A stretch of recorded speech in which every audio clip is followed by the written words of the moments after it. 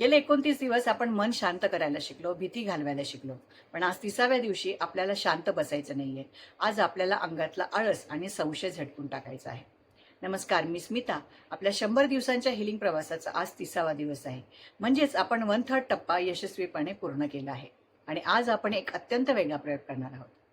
1 ते 29 दिवसांमध्ये आपण आपल्या मूलाधार आणि स्वादिष्टान चक्राला स्पर्श केला, विचार बदलायला शिकलो.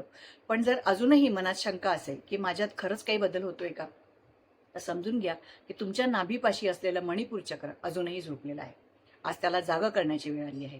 आता माझ्यासोबत ही ॲक्टिव्हिटी करा. तुमचे दोन्ही हात समोर आणा आणि पूर्ण ताकदीने जोराजोरात टाळ्या वाजवा.